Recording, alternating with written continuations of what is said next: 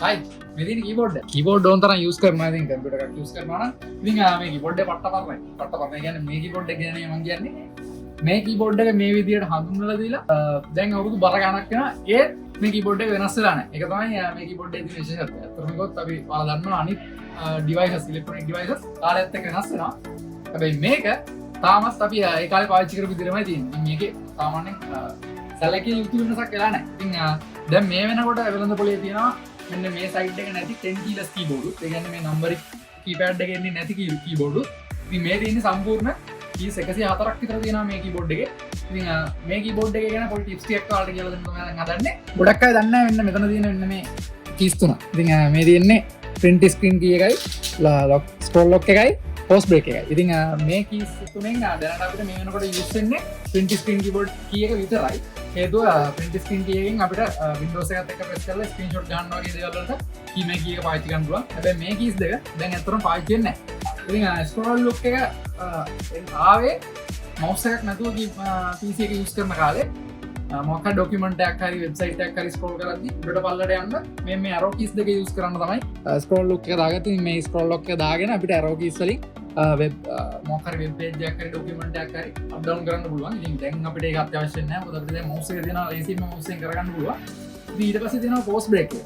ඔයාලා දන්නවා ඇති Windows වලට එන්න කලින් Microsoft ලා රිලීස් කරේ DOS කියන OS එක. ඉතින් DOS වල තිබ්බ පොඩි සීන් එකක් අපිට ඔපරේටින් සිස්ටම් එකක් තිබ්බේ නැහැ මේ විදිහට ලස්සනට මේ ඉන්ටර්ෆේස් එකක් විදිහට ලස්සනට යූස් කරන්න. ඉතින් DOS වල තිබ්බේ කමාන්ඩ් ටයිප් කරන්න. ඉතින් කමාන්ඩ් ටයිප් කර කර යද්දි කමාන්ඩ් ගොඩක් එහාට මෙහාට ගහගෙන යද්දි ඒ අතරමැද පෝස් එකක් පෝස් කරන්න සහ කමාන්ඩ් එක ටයිප් කරගෙන යද්දි ඒකෙන් අනිත් පැත්තට රිසල්ට් එක කඩිකට එද්දි ඒක බ්‍රේක් කරන්න තමයි මේ කී එක යූස් කරලා තියෙන්නේ. හැබැයි දැන් මේ වෙනකොට මේ කී එක අතරම කීබෝඩ් එකේ තිබ්බට යූස් වෙන්නේ නැහැ. ඉතින් ඊට පස්සේ තියෙනවා මේ පැත්තේ නම්බර් පෑඩ් එක. ඉතින් නම්බර් පෑඩ් එක පටන් ගන්නෙ නම්බර් ලොක් එකකින්. මේ නම්බර් ලොක් කියලා කියන්නේ නම්බර්ස් ලොක් කියලා කියන්නේ. ඉතින් නම්බර් ලොක් මේ සම්පූර්ණ කීස් ටික පාවිච්චි කරන්න නම් අපි නම්බර් ලොක් එක ඔන් කරගන්න ඕනේ. නම්බර් ලොක් එක ඔන් කරාට පස්සේ මෙතනින් මේ විදිහට නම්බර් ලොක් එක ඔන් වෙනවා. ඉතින් නම්බර් ලොක් එක ඔන් කරාට පස්සේ තමයි මේ කීස් ටික වැඩ කරන්නේ. මෙතන අපි සාමාන්‍යයෙන් පාවිච්චි කරන ඉලක්කම් 9යි. ඊට අමතරව බෙදීම වැඩි කිරීම. ඉතින් ඔයාලා දන්නවා ඇති IT වලදී වැඩි කිරීම වෙනකොට පාවිච්චි කරන්නේ තරු ලකුණ. ඉතින් තරු ලකුණ තියෙනවා. ඊට පස්සේ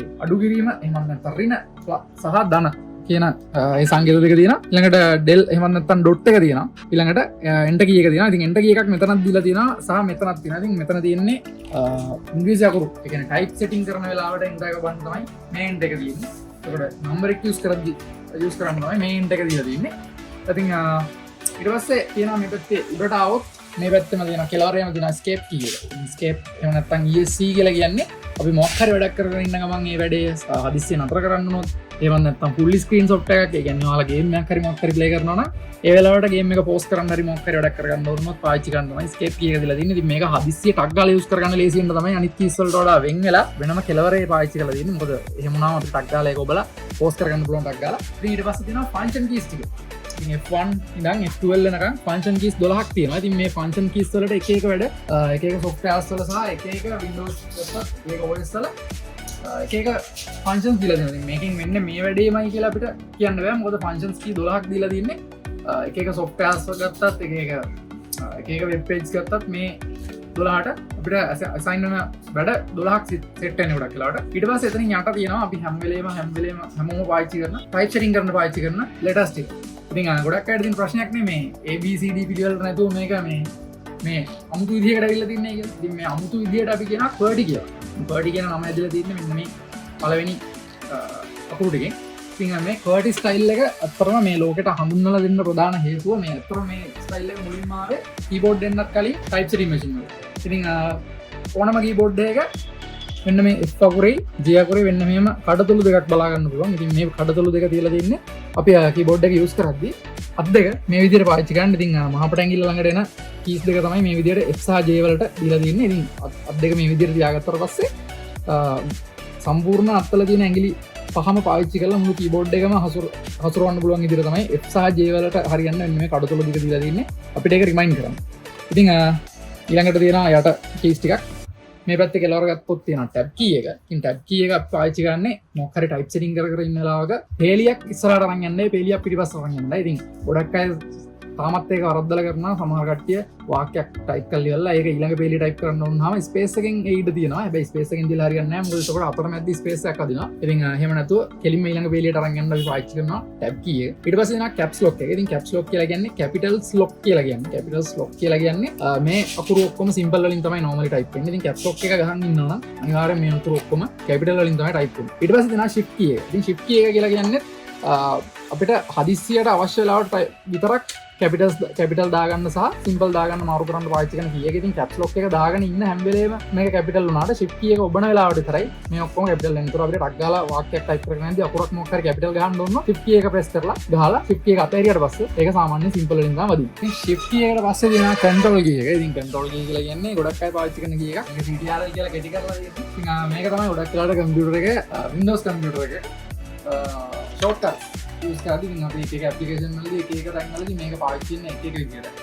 control key එකෙන් ගොඩක් වෙලාවට පාවිච්චි වෙන්නේ වල ගන්නදී control C control V කියයි එක එකදී shortcuts තියෙනවා. ඉතින් මේ shortcut වල තමයි ගොඩක් වෙලාවට control එක පාවිච්චි. එහෙම තමයි shift key එකත්. shift key එකකදීත් ගොඩක් වෙලාවට මම කලින් කිව්ව දෙයටත් වඩා මේ shift එකයි control එක දෙකම shortcut වලදී පාවිච්චි. ඉතින් පොඩ්ඩක් මෙහාට ආවට පස්සේ තියෙනවා Windows key එක. ඉතින් Windows key එක ගොඩක් මේ key එක ඇත්තටම මෙතන මේ විදියට තියෙන්නේ Windows computers වල විතරයි. සාමාන්‍යයෙන් අපි macOS Apple computer එකක් ගත්තොත් Windows key එකක් නැහැ. ඒකේ වෙනකොට වෙන key එකක් තියෙනවා. ඉතින් Windows key එක ගොඩක් වෙලාවට පාවිච්චි කරන්නේ Windows computer එක නම් start එක තමයි ගොඩක් වෙලාවට desktop එකේ ඉන්නවා නම් start එක පාවිච්චි කරනවා Windows key එක පාවිච්චි කරන්නේ. ඊට අමතරව මේ Windows key එක පාවිච්චි කරලා shortcuts තියෙනවා. ඉතින් උදාහරණයක් කියන්නම් ගොඩක් application එකපාර පාවිච්චි කරනවා නම් application ටික ඔක්කොම එකපාර minimize කරලා දාන්න වගේ Windows එකයි D එකයි පාවිච්චි කරනවා. ඉතින් මේ වගේ ගොඩක් shortcut වලදී තමයි Windows key එකක් use වෙන්නේ. ඊට පස්සේ දෙනවා Alt key එක. මේක කෙටි කරලා දෙන්නේ ALT Alt key එක use වෙන්නේ control එක වගේම shortcuts වලදී. ඉතින් Alt key එක අතන control එකටත් වඩා භාවිතය අඩු key එකක්. හැබැයි shortcuts වලදී සෑහෙන පාවිච්චි. ඊට පස්සේ දෙනවා keyboard එකේ තියෙන ලොකුම key එක. backspace එක නෙමෙයි space එක. හරිද? ඉතින් ගොඩක් අය මේක පටලගෙන තියෙනවා මේ දවස්වල backspace කියලා. ඉතින් backspace නෙමෙයි මේක space. හරි. ඉතින් මේ space එක space කියලා කියන්නේ ඉඩක්. නැත්නම් හිස්තැන. ඉතින් type setting කරගෙන යද්දී වාක්‍ය අතර හිස්තැන් දියන්න තමයි space එක පාවිච්චි කරන්නේ. ඉතින් space එක ගොඩක් ලොකුවට දීලා තියෙන හේතුව අපි එක දිගට type කරගෙන යද්දී අපිට ටක් ගාලා space එකක් තියාගන්න තමයි ඕන අවුවෙන ඕන තැනකින් එක press කරන්න පුළුවන් වෙන තමයි space key එක මෙච්චර ලොකුවට දීලා තියෙන්නේ. ඉතින් ඔයාලට පේනවාදී මේ key setup එක මේ පැත්තෙත් මේ ඒ විදිහටම තියෙනවා. ඉතින් මම ඔයාලට කලින් කිව්වා අත් දෙක දෙපැත්තට පාවිච්චි කරන්න තමයි keyboard එකේ මේ විදිහට හදලා තියෙන්නේ කියලා.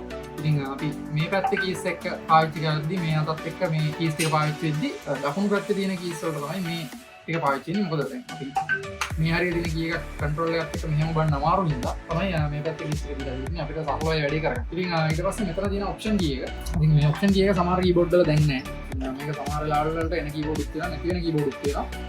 ඔප්ෂන් කී එක තමයි පාවිච්චි වෙන්නේ මේ අපි මවුස් එකෙන් කරන රයිට් ක්ලික් කරලා කරන වැඩේටම තමයි. ඒ කියන්නේ මොකක් හරි දෙයක දැන් අපි ඇප්ලිකේෂන් එකක් ඕපන් කරලා හරි මොකක් හරි ෆෝල්ඩර් එකක් ඕපන් කරාම හරි ඒකේ ඔප්ෂන්ස් ටික බලාගන්න. එහෙම නැත්නම් අපි මවුස් එකෙන් රයිට් ක්ලික් කරලා කරන ටික කරාම තමයි ඔප්ෂන් කී එක පාවිච්චි වෙන්නේ. අතට මේක දැන් ලොකු භාවිතයක් නැති තරම්. ඉතින් උඩරවට පස්සේ කලින් වගේම shift key එක තියෙනවා. ඉතින් ඊට පස්සේ enter key එක තියෙනවා. enter key එක මම කලින් කිව්වා මෙතනත් enter key එකක් තියෙනවා. ඉතින් enter key එක පාවිච්චි කරන්නේ අපි type setting වල නම් පේලිය ටයිප් කරන්න යද්දී යට පේලියට මාරු වෙනවා. ඒක තමයි enter එක පාවිච්චි කරන්නේ. නැත්නම් මේක keyboard එකේ okay කියන command එක දෙන්නත් enter එක පාවිච්චි කරනවා. මොකද okay කරනවා හරි cancel කරනවා හරි yes හරි no හරි වගේ command එකක් දෙන්න ඕන නම් yes කියන key එක වෙනකොට enter key එක පාවිච්චි කරනවා. ඊට පස්සේ මෙතන තියෙනවා arrow keys ටික. arrow keys සත් ලොකු භාවිතයක් දැන් නැහැ. භාවිතයක් තියෙනව නැත්තේ නැහැ. මේ arrow keys ටික තියෙන්නේ අත්තම කිව්වොත් දේවල් හැඩ මෙහෙම move කරන්න. දේවල් හැඩ මෙහෙම move කරන්න. ඒකට cursor එක type setting වලින් නම් cursor එක හැඩ මෙහෙට අරන් යන්න. ඉතින් ඔයාලා පරණ කාලේ ඒ කියන්නේ දවස් ගණන් වල මුල් කාලේ වගේ ගේම්ස් ප්ලේ කරලා තියෙනවා නම් මේ arrow keys වලින් තමයි ගේම් එක සම්පූර්ණයෙන් කන්ට්‍රෝල් කරන්න තිබ්බේ. ඉතින් දැන් මේකේ ඒවා මාරු වෙලා තියෙනවා WASD keys වලට. මොකද මේ අප ෆන්ක්ෂන් keys ගොඩක් වටේ තියෙන නිසා මොකද arrow keys පාවිච්චි කරද්දී අපිට keys ප්‍රමාණය අඩුයි වටේ තියෙනවා. ඒ කාලේ ගේම් ගහපු කෙනෙක් ඉන්නවා නම් පල්ලෙන් කමෙන්ට් එකක් දාන්න යන්න ඔයාලා arrow keys වලින් ගේම් ගහලා දෙනවද කියලා. ඉතින් එතන උඩ තියෙනවා මෙන්න මේ keys set එක. ඉතින් මෙතන තියෙනවා insert key එක, home key එක, page up key එක, page down key එක, end key එක සහ delete key එක. ඉතින් මේ keys ටික නම් සෑහෙන use වෙනවා.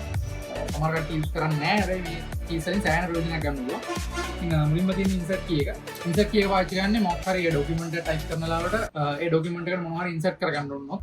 home key එක පාවිච්චි කරන්නේ අපි මොකක් හරි document එකක් type කරගෙන ඉන්නදී document එකේ උඩම තැනට යනවා. ඒ කියන්නේ document එක ආයෙත් පිටු 100ක් තියනවා කියලා පිටු 100ක් තියද්දි අපිට අන්තිම පිටුවේ නම් අපි ඉන්නේ උඩම පිටුවට scroll කරන්න අමාරුයි. අන්න ඒ වගේ ලාට තමයි home key එක පාවිච්චි කරන්නේ. home key එක ඔප්පුවාම first page එකේ පළවෙනි පේලියටම cursor එක move වෙනවා. ඊළඟට තියෙනවා page up key එක. page up key එක තියෙන්නේ අර ස්ක්‍රෝල් කරනවා වගේම උඩට ස්ක්‍රෝල් කරන්න උඩට. ඊට පස්සේ page down key එක තියෙනවා page එකේ යට ස්ක්‍රෝල් කරන්න. ඊට පස්සේ end key එක තියෙනවා. ඉතින් home key එකේම අනිත් පැත්ත තමයි end key එකෙන් එන්නේ. page එකේ උඩම point එකේ නම් යටම point එකට move වෙන එක තමයි end key එකෙන් එන්නේ. ඊට පස්සේ delete key එක තියෙනවා. මේ key එක නම් හැමෝම අඳුරනවා. ඕනම දෙයක් delete කරගන්න, අයින් කරගන්න, remove කරන්න තමයි delete key එක use කරන්නේ. මේ විදිහට තමයි මේ keyboard එකේ basically සම්පූර්ණ key set එක පාවිච්චි කරන්නේ. ඉතින් මේ setting සමහර keys වල විතරම දිනදා ජීවිතේ පාවිච්චි කරන්න ඇති. සමහර keys වල පාවිච්චි කරලම නැතුව ඇති. සමහර keys සාමාන්‍යයෙන් ඉඳලා හිටලා පාවිච්චි නැහැ. ඉතින් මම දැක්කා මේ දවස්වල ගොඩක් viral වෙනවා මේ backspace එකේ space එකේ කතන්දරේ. ඉතින් ගොඩක් කට්ටිය ඔක පටල ගන්නවා backspace එකයි space එකයි. ඉතින් backspace එකේ කියන්නේ මේ හැම දෙයක්ම remove කරන්න. ඉතින් අපි type කරන දෙයක් අපස්සට remove කරන්න තමයි backspace එකේ පාවිච්චි වෙන්නේ. හැබැයි space එකේ පාවිච්චි වෙන්නේ අපි මොකක් හරි type කරන එකක් අතරමැද space එකක් තියාගන්න ඕන. මේ දෙක වග ගන්න එපා. ඉතින් මේ විදිහට තමයි keyboard එකේ සම්පූර්ණ layout එක හැදලා තියෙන්නේ. ඉතින් ඔයාලට මේ ගැන මොකක් හරි ප්‍රශ්නයක් තියෙනවා නම් හරි මම කියපු දේ මොකක් හරි වැරද්දක් අඩුපාඩුවක් දැකිනවා නම් අනිවාර්යෙන් පළවෙනි කමෙන්ට් එකක් දාන්න. ඉතින් channel එක subscribe කරගෙන යන්න යාළුවනේ. ඉතින් අපි අලුත් වීඩියෝ එකකින් හම්බෙමු. bye.